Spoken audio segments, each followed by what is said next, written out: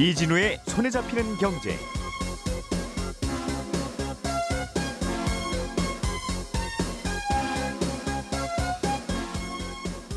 안녕하십니까, 이진우입니다. 지난해 통신 3사가 반납한 5세대 이동통신용 28GHz 대역 주파수를 경매에 붙였는데요. 스테이지 X라는 곳에서 받아갔고 이제 우리나라는 이동통신 회사가 4곳으로 늘어나게 됐습니다. 지난해에 고금리 대출을 받았던 자영업자 소상공인들이 은행에 냈던 이자 일부를 다음 주부터 돌려받을 수 있게 됩니다. 한 사람이 돌려받게 될 평균 환급액은 80만 원, 최대 한도는 300만 원입니다. 이른바 레지던스로 불리는 생활형 숙박시설을 숙박객을 받으려고 만들었는데 숙박객이 없어서 이걸 어떻게 활용해야 되는가가 꽤 논란이었는데요. 사실상의 주택으로 인정해야 한다는 국회 보고서가 나왔습니다. 미국의 중앙은행 연준이 기준금리를 5.25%에서 현 수준에서 동결했습니다. 지난해 9월, 11월, 12월에 이은 4차례 연속 기준금리 동결이고요. 한국과 미국의 금리 격차는 최대 2%포인트로 유지되게 됐습니다. 2월 1일 목요일 손에 잡히는 경제 시작합니다.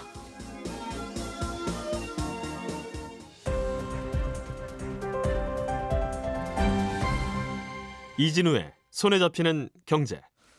네, 오늘은 행복자산관리연구소 김현우 소장, 서은영 경제뉴스 큐레이터, 박세훈 작가 이렇게 세 분과 함께합니다. 어서 오세요. 네, 안녕하세요. 새벽에 미국의 기준금리가 결정이 됐는데 동결. 그렇습니다. 시장의 예상과 거의 일치했어요. 그렇습니다. 모두 예상대로 동결을 했고요. 시장의 관심은 이번 회의 결과가 아니라 앞으로 그럼 금리를 어떻게 할 거냐 하는 거였는데 어제 회의 결과 나온 금리 전망을 두 문장으로 요약하면 올해 금리를 내리긴 할 거다. 그러나 3월은 아니다. 라는 겁니다. 어제 나온 성명서를 보면요. 그 전까지는 있던 여차하면 금리를 올릴 수도 있다. 이런 표현이 사라졌거든요. 이건 이제 적어도 금리를 올리진 않겠다. 이런 의지를 분명히 보여준 걸로 해석이 됩니다. 그러니까 이 성명서가 발표가 되면서 시장에서는 환호를 했는데 회의 끝나고 나서 파월 연준 의장이 기자회견을 했는데요. 그 자리에서 3월에 내리지 않을 겁니다. 이런 발언을 했거든요. 정확하게는 3월 회의에서 기준금리 인하 결정을 내릴 정도로 충분한 자신감을 확보할 거라 보지 않는다. 이렇게 얘기를 했어요. 근데 이 발언을 시장에서는 3월 금리 인하 가능성을 사실상 배제한 거다. 이렇게 해석을 하고 있습니다. 작년 하반기부터 미국은 기준금리를 올리지도 않고 내리지도 않고 있는데 이미 그때부터 시장의 관심은 올해 그럼 금리를 언제 내릴 거냐 여기에 관심을 두고 있었고 3월에는 내리지 않겠냐는 전망이 매우 강했거든요. 그러나 파월 의장이 3월 인하설에 선을 그으면서 그 실망감 때문인지 모르겠습니다만 미국 증시는 모두 하락 마감을 했고요. 나스닥 지수 같은 경우는 2% 넘게 급락을 했습니다. 그렇군요. 올리는 건 안 할 거고 이제 내리기는 내릴 건데 3월은 아닌 것 같다. 굳이 3월은 아니라고 얘기를 했다는 건 뭔가 목적이 좀 있어 보이는데. 그럴 것 같기도 한데 일단은 파월 의장은 여전히 물가가 걱정이다라는 뉘앙스로 얘기를 했거든요. 근데 파월 의장이 말한 물가라는 게 우리가 흔히 말하는 단순한 소비자 물가는 아니고요. 소비자 물가에 영향을 주는 항목은 여러 개가 있지만 파월 의장의 관심은 서비스 물가예요. 농산물이나 원자재 가격, 또는 식료품, 에너지, 렌트 비용 같은 건 이제 아래쪽으로 방향을 틀고 있는 게 분명히 보이는데 문제는 인건비 같은 아직 꺾일 기미가 잘 안 보이는 서비스 물가라는 겁니다. 어제 작년 12월 미국 고용시장 상황을 보여주는 지표가 하나 발표가 됐는데 여전히 일할 사람을 구하는 회사들이 많았거든요. 그 말은 인건비가 여전히 잘 안 꺾이고 있다는 겁니다. 그러니 이 서비스 물가가 언제 다시 튀어올지 모르기 때문에 금리를 내리는 걸 조심할 수밖에 없다라는 게 파월의 공식적인 입장이고요. 물론 그 속내는 누구도 알 수 없는 건데 일각에서는 지금 보면 미국의 물가가 전반적으로 이제 2%대로 물가 상승률이 2%대로 진입을 했고 파월 의장이 걱정하는 서비스 물가의 경우도 최근에 이제 대기업들을 시작으로 대규모 해고를 시작하는 걸 보면 임금 상승률도 이제 곧 둔화가 될 거라서 3월에 내려도 별로 이상할 건 없어 보이지만 시장이 이제 너무 앞서 나갈까 봐 파월 의장이 일부러 3월 인하 가능성에 선을 강하게 그은 거다. 이런 해석을 하기도 합니다. 참고로 미국의 기준금리가 어떻게 될 거냐를 두고 일종의 내기를 하는 상품 시장이 있는데 3월에 금리를 내릴 거라는 전망이 한 60% 정도 됐었거든요. 회의 전에는. 근데 어제 파월 의장의 발언 이후로는 30%대로 뚝 떨어졌고요. 대신에 5월에 내릴 가능성은 어제 회의보다 더 올라갔습니다. 그 예상이 맞을지 아닐지는 이제 또 그때 가봐야 알겠습니다만 아무튼 정리하면 어제 회의 결과 미국은 올해 기준금리를 내릴 거라는 신호를 시장에 분명히 줬다. 그러나 그 시점이 언제가 될지는 파월 의장도 모르고 시장도 모르고 아무도 모른다라는 겁니다. 물가를 내려야 하는 것은 분명한 목표인데 네. 물가를 내리려면 사람들의 주머니가 말라붙어야 이제 물가가 내리는 거 아니겠습니까? 그렇죠. 특히 미국인들은 주머니에 돈이 조금만 있으면 거의 미래를 생각하지 않고 소비를 하는 적극적인 소비자들이 많아서 네. 일단은 주머니를 말려야 되는데 이렇게 물가가 안정되고 금리가 곧 내려갈 것 같다는 예상이 강하게 퍼지면 주가가 오르는 바람에 그렇죠. 그럼 다시 주머니가 두둑해지고 네. 그러면 다시 또 돈을 쓰기 시작하고 네. 그럼 물가가 안 내리고 이런 악순환이 사실은 지난해 계속 있어서 네. 조금만 좀 기다려봐라. 금리 내리려고 하는데 또 그렇다고 또 내린다고 환호성이 올리면 진짜 못 내릴지도 몰라. 그렇죠. 금리 안 내리면 좋아? 조금만 조심하자. 그 얘기를 한 것 같다는 생각이 이제 시장에 좀 있는 것 같아요. 네. 알겠습니다. 우리나라는 미국이 사실 금리를 조금 먼저 내려주면 좋은데 예. 우리나라 경기 상황이나 이런 거 보면 조금 내리는 게 맞는다는 생각을 너도 하고 나도 하는 것 같으나 미국이 안 내려주면 또 이제 그 금리 격차가 계속 벌어지니까 그렇죠. 그래서 좀 내려주면 좋은데 3월에 안 내리면 이제 또 5월 남았다는 네, 거죠. 5월이요. 5월. 알겠습니다. 자, 서은영 큐레이터가 준비해 오신 소식은 우리나라의 네 번째 이동통신 사업자가 드디어 등장할 것 같다. 네. 주파수 경매에 붙여진 주파수가 결국은 낙찰이 됐다는 뜻인 것 같은데요. 그렇습니다. 어제 밤 늦게 이제 결과가 나왔는데요. 이제 이 주파수가 뭐냐면 지난해 통신 3사가 반납한 이제 5세대 이동통신용 28GHz 대역 주파수였는데 이 경매를 좀 진행을 했습니다. 근데 쓰다가 이거 우리 필요 없을 것 같아요. 뭐 5G 그만할래요? 뭐 이제 이런 그렇습니다. 거겠죠. 또 예. 두 가지였는데 이제 정부도 너네 그렇게 제대로 투자 안 할 건 반납해. 뭐 이러면서 이제 어쨌든 내놨던 거였는데 예. 4,301억 원을 써낸 스테이지 X에게 낙찰이 됐습니다. 이 스테이지 X라고 하면 어디야? 뭐 이렇게 생각하실 텐데 카카오 계열의 알뜰폰 사업자였던 이 스테이지 5라는 회사가 있는데 이 회사가 신한투자증권 등등의 이제 여러 주주를 같이 참여를 해서 컨소시엄을 결성을 했고 이 컨소시엄 형태로 참여를 했던 겁니다. 이동통신 사업을 하려면 이제 가장 먼저 일정 기간 이제 특정 주파수를 독점적으로 이용할 수 있는 권한을 확보를 해야 되는데요. 예. 이 권한을 그럼 정부가 이제 요 경배를 통해서 주기적으로 팝니다. 그래서 주파수가 이제 쭉 이렇게 있으면 주파수를 계속 이렇게 쪼개서 이번에는 3.5GHz, 뭐 이번에는 뭐 28GHz 이런 식으로 나눠서 계속 이제 경매를 진행을 하는데 이번에도 이제 이렇게 경매가 진행이 됐던 거고요. 응찰 기업은 이제 경매에서 써낸 만큼 주파수 이용료를 낼 뿐만 아니라 이제 자기가 할당받은 주파수로 이동통신 서비스가 원활하게 이루어질 수 있게끔 기지국도 세우고 이게 망투자라는 걸 해야 됩니다. 예. 이번 경매에 이제 아무래도 관심이 좀 크게 쏠렸던 건 통신 3사의 이제 과점 구조를 깰 매기 그러니까 네 번째 이동통신 사업자를 선정하려는 목적의 경매였기 때문이거든요. 그래서 애초에 이제 통신 3사는 들어오지 마, 입찰 못해 이렇게 빗장도 걸고 예. 신규 사업자에게만 기회를 줬습니다. 그리고 상당히 파격적인 혜택도 많이 내걸었었는데 혹시라도 좀 흥행이 안 될까봐 또 내지는 이제 승자의 저주를 예방하는 차원에서 최저 입찰가도 뭐 평소에 한 3분의 1 수준으로 싸게 굉장히 파격적으로 낮춰줬었고요. 예. 뭐 정책 금융이라든지 세액공제 같은 지원 혜택도 내걸었었습니다. 4,301억 원의 낙찰가를 보면 이게 뭐 싸게 팔렸구나라는 평가입니까? 어때요? 그렇지는 않습니다. 이게 너무 비싸게 팔렸다. 그러니까 왜냐하면 시장에서 비싸봐야 한 1,000억에 팔리지 않겠냐 이렇게 얘기를 했었거든요. 그러니까 예. 정부가 한 750억 막 이 정도에서 이제 경매가 시작되니까 올라가다 보면 한 1,000억에 팔리겠지 이렇게 봤었는데 예. 경쟁이 과열되면서 이게 가격이 훌쩍 뛰었습니다. 그러니까 애초에 이제 주파수 할당받고 싶다고 신청한 업체가 세 곳이었는데 한 곳은 이제 첫날에 이거 출혈 경쟁 안 되겠다 나 나갈래 해서 100기를 들었고 예. 그러고 나서 이제 이 스테이지 X라는 이제 컨소시엄이랑 또 마이모바일이라는 또 다른 이제 컨소시엄이 양자 대결을 펼쳤는데 예. 이제 경매를 계속 한 50번 정도 진행을 했는데 아무도 백기투항을 안 한 거예요. 포기를 누군가 해야지 이제 결정이 되는데 나는 10억 더, 나도 10억 더 이렇게 계속 올라갔더라는 받고 한 거죠. 번 더 이게 이제 네. 계속되면서 어제 밤늦게 이제 최종 가격을 써서 이제 밀봉해서 딱 내면 그럼 둘 중에 더 비싼 가격 부른 데가 최종 낙찰되는 방식으로 최종 경매를 진행을 했어요. 그런데 예. 뚜껑을 열어봤더니 예상보다 한 4배 정도 더 비싼 가격에 이제 이 가격이 응찰자가 나온 겁니다. 그래서 이 경매에 붙인 28GHz 대역은 이제 아까 말씀드렸듯이 아시다시피 2018년에 이제 통신 3사가 할당 받았다가 반납한 주파수인데 그때 이 통신 3사가 냈던 가격이 뭐 오래전이긴 하지만 2천억대 초반이거든요. 그리고 결국에는 이 통신 3사도 이거 할당을 받긴 받았는데 이거 투자하기에도 너무 투자금도 너무 많이 들고 예. 지금 당장은 별로 사업성이 없어요. 그래서 못 쓰겠어요. 이렇게 결론을 내렸던 거란 말이에요. 이거 원래 그래서 5G 우리나라 해보겠다고 네네. 했던 주파수인데 맞습니다. 그러니까 아무리 봐도 네. LTE랑 비교해서 별로 좋은 게 없는 것 같아요. 네. 소비자가도 그렇게 생각합니다. 네. 그렇게 정부는 그래도 5G 하세요. 그렇죠. 맞아요. 그러다가 이제 결국은 안 하겠다고 반납하고 못 하겠다고 반납한. 맞습니다. 그러니까 이게 우리가 이제 5G 시대에 처음 열린다고 했을 때 4세대 LTE보다 20배 빠르다 뭐 이러면서 이제 광고를 했었던 그 이제 서비스가 가능하려면 예. 이번에 경매 붙였던 이 28GHz 대역 주파수를 확보해야 되는 거였거든요. 그래서 통신 3사한테도 이제 2018년에 경매할 때 너네 이거 가져가서 20배 빠른 5G 인터넷 하게 해줘라, 통신 가능하게 해라라고 했는데 그게 안 됐다라는 거고요. 그래서 예.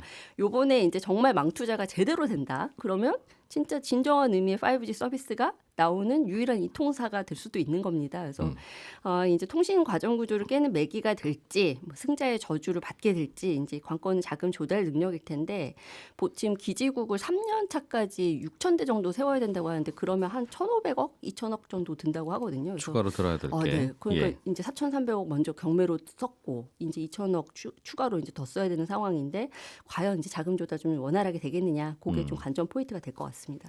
통신회사 4개가 되면 좀 경쟁이 치열해져서 통신 요금 좀 내릴 수 있을까 이게 국민들이 제일 궁금해하는 건데 네.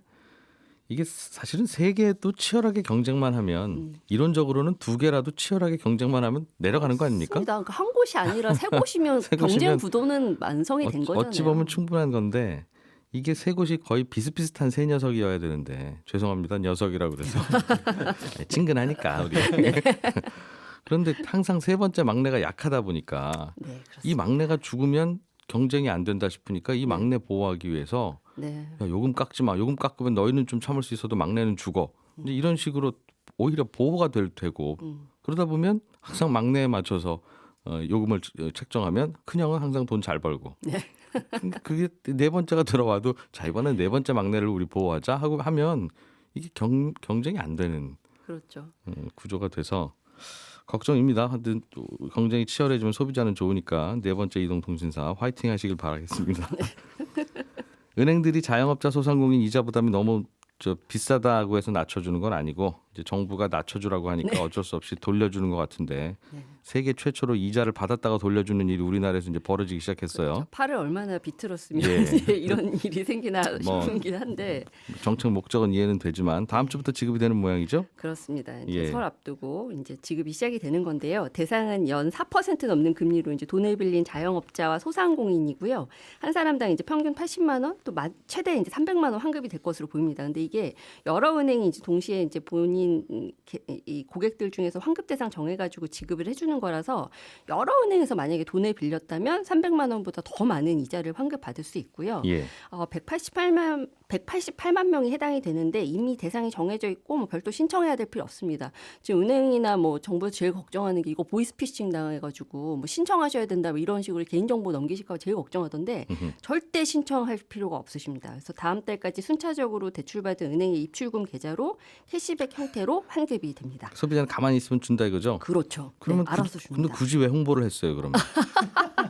아니 가만히 있으면 주는 거면 홍보를 안 했으면 되는 건데 네. 홍보는 하고 싶고 그러면 보이스피싱이 날뛰고 고민인 거죠, 이제 그러니까. 그렇습니다. 그 뉴스에는 나와야 되는데 뉴스에 나오면 보이스피싱은 또 그 얘기 듣고 그걸로 꼭 자꾸 유혹하고 어르신들은 좀 들은 것 같은데 하면서 또 속고. 네.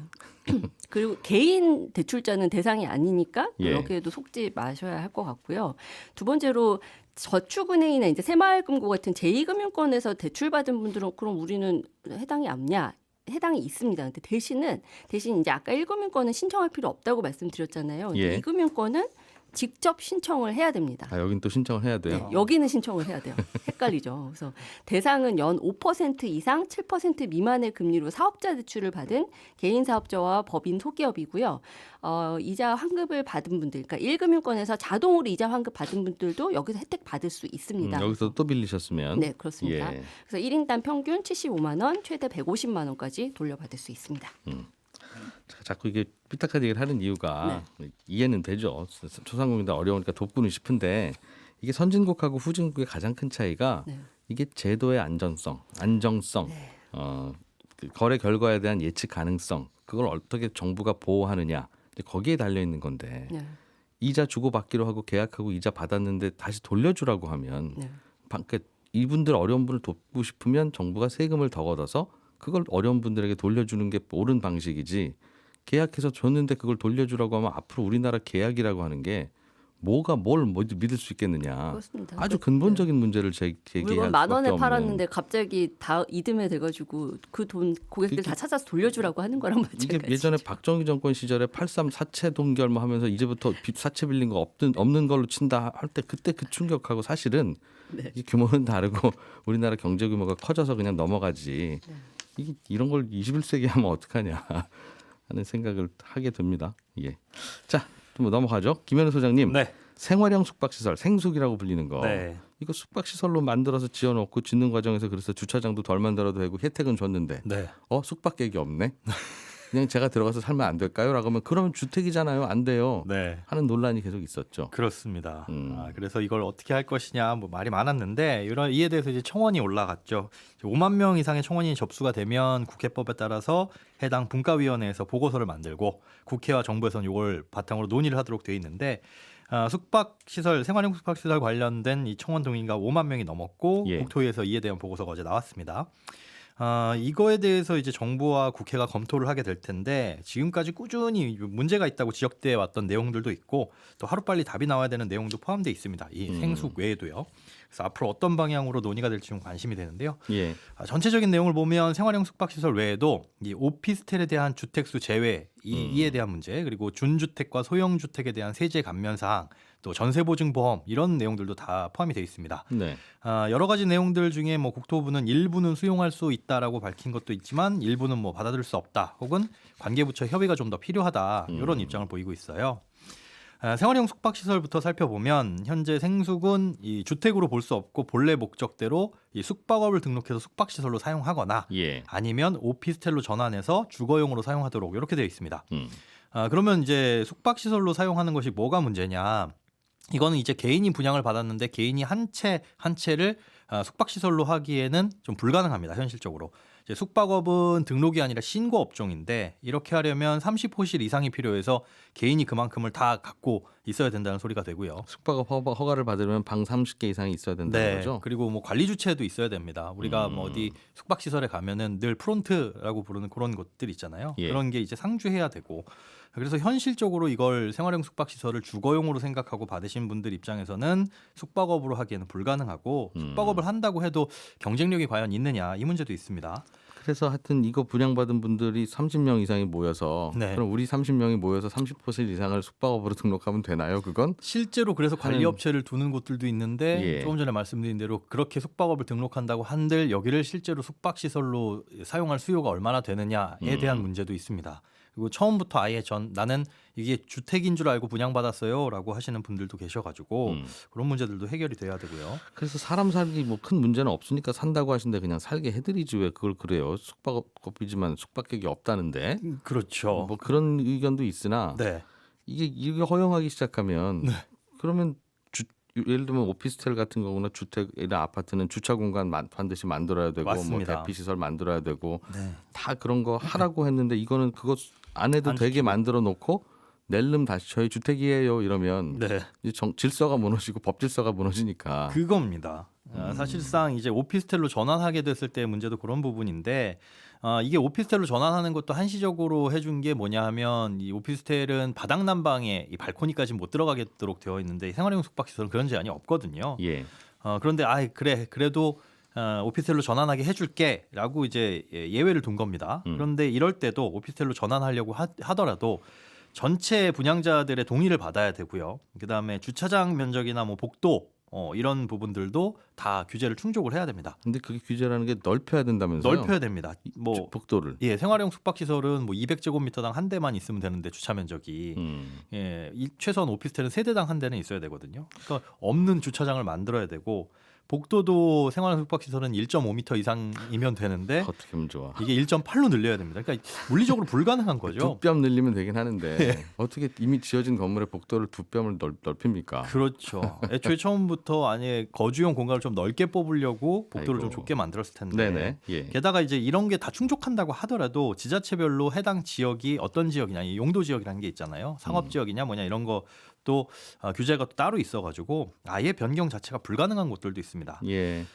그래서 이 생숙을 준주택으로 봐달라는 게 청원의 요지인데 뭐 보고서에서는 그렇게 검토할 필요가 있다라고 밝히고는 있어요. 근데 국토부는 이 생숙이 주택은 아니지만 뭐 유사한 수준의 건축 기준 충족하면 해주겠다. 네. 결국은 이제 안 된다라는 안 거죠. 해주겠다는 얘기죠. 네, 이걸 해주면 앞서 말씀하신 대로 기존에 이제 콘도 같은 숙박 시설도 주택으로 해달라 그러면 어떡하냐 그 형평성은. 그리고 뭐 근생 빌라라든가 농막 같은 불법 시설도 어떻게 이 모호해진다 이런 거 이런 문제가 있다는 거고 이에 대해서도 이제 올해 말까지 이행 강제금을 유예해 준 상태인데 이 제도 개선 동안 이 제도 계도 기간 동안 제도 개선을 좀 검토할 필요가 있다 이렇게 내놓고 있습니다.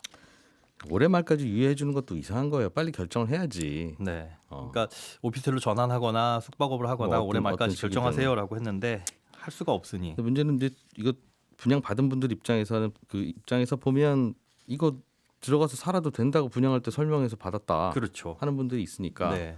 마치 홍콩 H지수 ELS처럼 예. 불안전 판매한 거일 수도 있는데 실제로 분양 광고에 그렇게 나와 있기도 하고요. 예. 그런데 이제 은행처럼 큰 곳이 불안전 판매하면 은행이 다 물어주라고 하고 정부가. 네.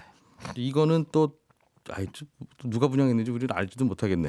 그냥 당신이 책임지셔. 이제 그러고 있고 네. 우리나라는 똑같은 현상에 대해서 피해자가 다수냐 소수냐 또는 공급자가 강하냐 약하냐에 따라서 법 기준이 매번 달라지니까 네. 도대체 이게 원칙과 룰이 과연 뭐 어떤 거냐 하는 거에 대해서 항상 고민하게 만드는 현상들이 있어요. 네. 라는 의견이 또 있을 수도 있겠다. 오피스텔 이거 어떡합니까? 오피스텔도 지금은 주택인지 아닌지를 놓고 오피스텔 갖고 있다가 잘못 팔면 또 양도세 많이 물고 이것 때문에 맞습니다. 굉장히 이게 거의 전 국민이 세무사 수준의 지식을 갖고 있어야 생존할 수 있는 나라가 되고 있는데. 네. 네. 심지어 이제 세무사분들도 헷갈리는 경우들이 많이 있는데 예. 오피스텔은 주택법상 주택은 아닙니다. 그런데 어떻게 사용하냐에 따라서 이걸 주택으로 보기도 하죠. 주택을 구입할 때는 우리가 취득세 1에서 3% 정도를 내는데 오피스텔은 일단 주택이 아니니까 4%의 취득세를 내야 됩니다. 여기까지만 보면 오피스텔은 주택이 아니라는 건데 2020년 8월에 지방세법이 개정되면서 주거용 오피스텔을 주택수에 포함하게 됐어요. 그러면서 오피스텔을 갖고 있는 사람이 주택을 추가로 취득하게 되면 이게 이미 주택을 취득한 사람이 2주택이 되는 거니까 중과가 됩니다. 취득세가. 그러니까 쉽게 얘기해서 오피스텔을 살 땐 주택이 아니라고 해서 비싼 취득세 냈는데 이후에 오피스텔 갖고 있는 사람이 주택 취득하면 그때는 이제 오피스텔이 주택이다. 해가지고 또 비싼 취득세를 내는 셈이니까 이건 불합리하다. 이런 청원의 요지입니다. 예. 게다가 이제 1월 10일에 발표된 부동산 대책에서는 올해 1월부터 내년 12월까지 2년 동안 준공된 오피스텔은 주택수에서 제외시키겠다라는 내용들이 또 포함되어 있거든요. 이 취지는 침체되어 있는 비주택 시장 좀 활성화해서 도심 내 주택 공급 늘려보자라는 거였는데 신축 오피스텔을 신규로 취득하는 경우에 한정하다 보니까 이미 갖고 있는 사람은 어떡하냐? 네, 이런 분들의 형평성에 문제가 있고 그래서 이거는 또 좀 더 지으려고 백화점 세일하는 건데 네. 4월부터 세일했다 그럼 2월에 산 사람 옷값도 깎아주세요 하면 그거는 아무튼 알겠습니다. 그런데 이제 주택수에 포함돼서 이제 어떻게 될 것이냐 이런 부분들 뭐 종합부동산세나 이런 내용들도 있으니까요. 그래서 예. 이것도 이제 검토가 필요하다는 내용이고 요거는 이제 검토를 한번 해보겠다라는 국토부 입장입니다. 예. 전세 보증보험과 관련한 내용도 좀 바뀐 게 있는 것 같은데 요거는 시간 관계상 오늘 전해드리기는 좀 그렇고 네, 짧습니다. 네, 그러니 한번 잘 정리해 주세요. 이것도 다음번에. 네, 알겠습니다. 예, 박사훈 작가, 김현우 소장, 서은영 큐레이터 세 분과 함께 있고요. 저희는 내일 아침 8시 30분에 다시 돌아오겠습니다. 저는 이진우였습니다. 고맙습니다.